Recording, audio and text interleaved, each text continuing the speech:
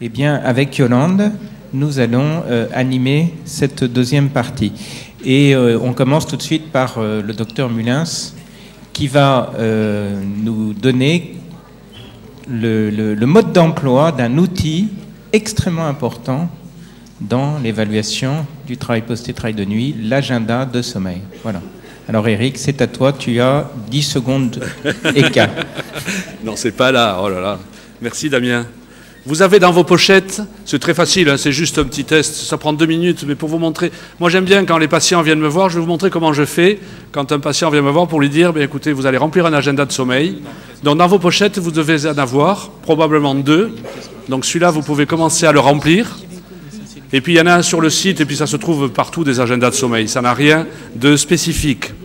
Alors je vous propose donc de prendre un agenda de sommeil, de prendre un stylo, et vous allez très simplement marquer, comme je l'ai mis ici sur l'écran, sur la deuxième ligne, la lettre J qui correspond à la journée d'hier, jeudi. Donc sur la deuxième ligne, vous mettez donc le jour J, jeudi.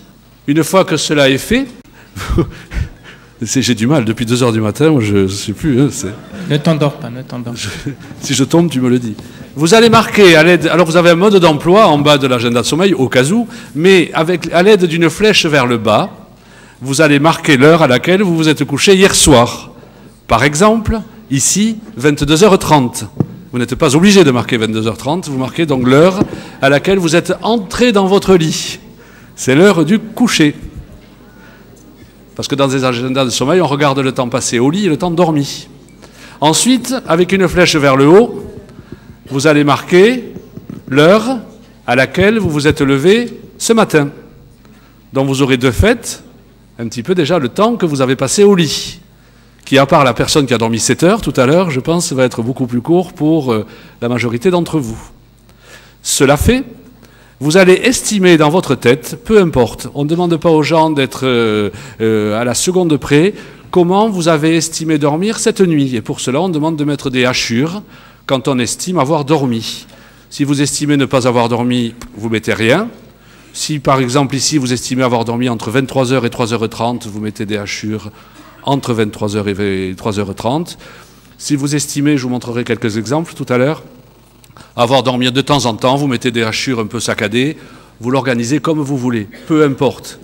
Quand on remplit un agenda de sommeil, c'est sur 1 mois, ou même des travailleurs postés, c'est sur 2 mois, donc on ne cherche pas à savoir ce qui s'est passé toutes les nuits, c'est d'avoir une vue d'ensemble. Hein, ce n'est pas un agenda de sommeil pour des thérapies comportementales qui est donc trop sophistiqué. Une fois que vous avez fait cela, sur la ligne du dessus, que vous avez laissé vide, vous marquez donc la journée d'hier, d'avant-hier, pardon, qui était le M de mercredi, que je vous entourerai en rouge ici. Et puis vous allez faire la même chose. Vous allez marquer d'une flèche vers le bas, si vous vous en souvenez, l'heure à laquelle vous vous êtes couché mercredi soir. J'espère que vous vous en souvenez. Et vous allez marquer avec une flèche vers le haut, comme je vous le montre ici, l'heure à laquelle vous vous êtes levé jeudi matin. Vous comprenez bien que les jours...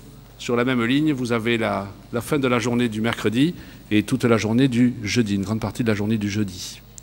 Une fois que vous avez fait ça, de la même façon, vous estimez, si vous vous en souvenez, le temps que vous avez dormi au cours de cette nuit. Pareil, moi j'ai mis un exemple là, 22h30, 4h, 3h, et puis un éveil avec de nouveau sommeil entre 4h et 6h30. Ça, c'est le temps de sommeil nocturne.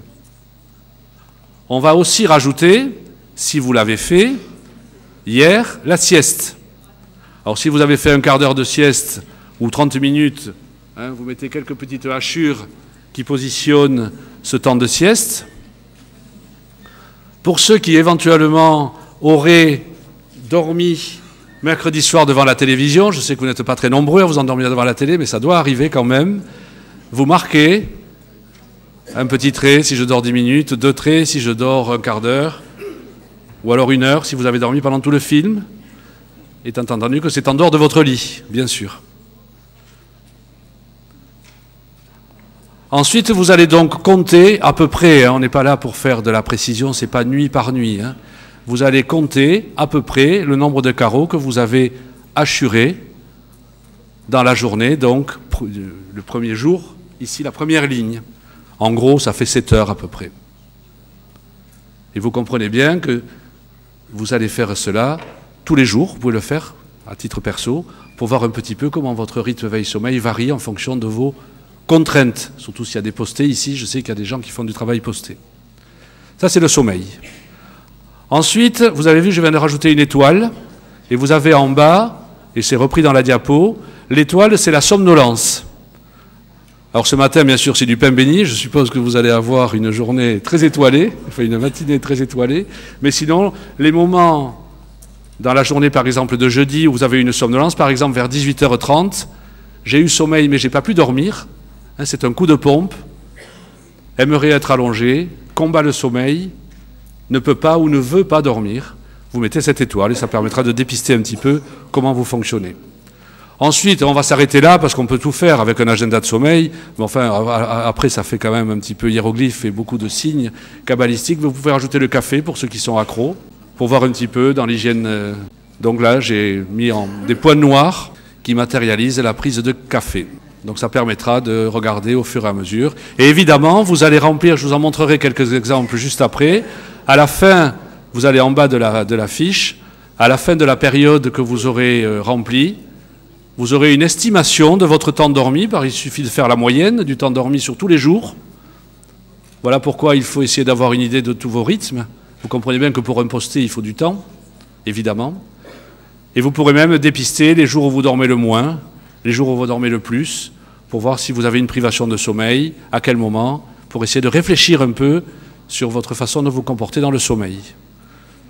Voilà, en général, moi je donne ça aux patients, et puis si c'est un travailleur posté, en fonction de la durée des postes, de la rotation, il revient au bout d'un mois et demi, où je lui dis d'en parler au médecin du travail. Aussi, vous verrez, on a des visuels après très précis, hein, qui permettent d'avoir une bonne idée du comportement de la personne.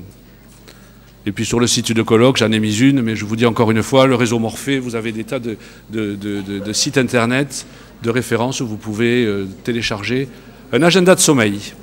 Voilà, hein, c'est pas plus compliqué que cela pour le faire. OK ? Oui, merci beaucoup. Merci beaucoup, Eric. Est-ce qu'il y a des questions sur cet agenda du sommeil ? Est-ce que c'est un outil que vous utilisez régulièrement ? Oui, il y a une question ici. Oui, c'est le temps de sommeil sur les 24 heures, parce que vous verrez que dans la discussion aujourd'hui, on va essayer de vous montrer des gens qui ont des rythmes extrêmes, et donc forcément, là, il faut calculer le temps de sommeil sur les 24 heures, faute d'arriver à avoir une structuration du sommeil avec sommeil de nuit, éventuellement sieste. Donc on analyse tout, la globalité. Oui, la plupart du temps, le sommeil est en plusieurs épisodes. Hein. Chez le travailleur de nuit ou le travailleur posté, le sommeil est en plusieurs épisodes. Un épisode principal, mais souvent insuffisant. Et puis après, des sommes ou des siestes. Hein. Il faut faire la somme des sommes. Il faut faire la somme des sommes, et voilà. Et à ce moment-là, arriver, hein, donc un des principes qu'on donne aux travailleurs de nuit et postés, c'est essayer d'avoir 7 heures de sommeil par 24 heures. Hein, parce qu'on sait qu'en dessous de 6 heures par 24 heures, il y a toute une série de complications qui sont associées, en particulier métaboliques, on l'a vu ce matin, donc obésité, risque de diabète, risque cardiovasculaire. Et donc, par contre, aux alentours de 7 heures, le risque diminue. Donc en fait, si les travailleurs arrivent à dormir 7 heures par 24 heures, eh bien, ils diminuent le risque associé au manque de sommeil dans le travail posté et de nuit. D'où l'importance, effectivement, de récolter les siestes. Et l'agenda donne une bonne idée, arrive à fixer mieux les idées. Oui.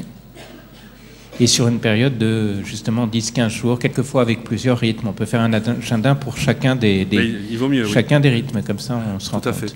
Un enfant, il faut prendre une semaine de classe, une semaine de vacances, par exemple. Oui. Un retraité, une semaine vous va bien, ça suffit. Sauf les retraités actifs.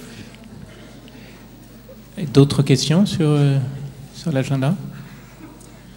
Vous utilisez l'agenda vous-même ou non? Qu'est-ce qui utilise l'agenda? On aurait pu faire une question. Oui. Levez le doigt bien haut. Quelques-uns, oui. D'accord. Oui, pas beaucoup. Hein. C'est vrai que... Oui, c'est très utile. Alors maintenant, il y a des versions électroniques aussi. Oui. La version papier, la est quand même version papier est intéressante parce pratique. que la personne peut l'avoir avec lui. On tape agendadusommeil.fr et là on a des versions électroniques. Et donc aussi, souvent on met les médicaments éventuellement sur l'agenda, on peut préciser les traitements. Les traitements. Après, on peut rajouter, même si on a des comportements anormaux la nuit ou des manifestations un petit peu curieuses, on peut rajouter une marque noire. C'est sûr que là, c'est une petite piste simple, mais on peut rajouter à volonté, s'il y a des manifestations qui se passent dans la journée ou dans la nuit, les pister avec un signe bien précis pour voir quand est-ce que ça se passe, pourquoi, et faire une relation éventuellement avec certains rythmes de travail, bien sûr. Paradoxalement, les travailleurs de nuit postés prennent moins d'hypnotiques que la population générale. Ils n'osent pas. Oui. Alors pourquoi oui, d'une part, parce qu'ils attribuent leurs problèmes de sommeil à leur travail, donc ils se disent c'est pas la peine de prendre des médicaments pour ça. Et deuxièmement, parce qu'ils ont peur des effets secondaires compte tenu des changements de rythme, d'avoir de la somnolence. Ils ont les logos interdits de conduire, donc c'est sûr que c'est quand même assez compliqué de prendre un hypnotique. Oui, en plus si on a une activité de conduite, oui, c'est...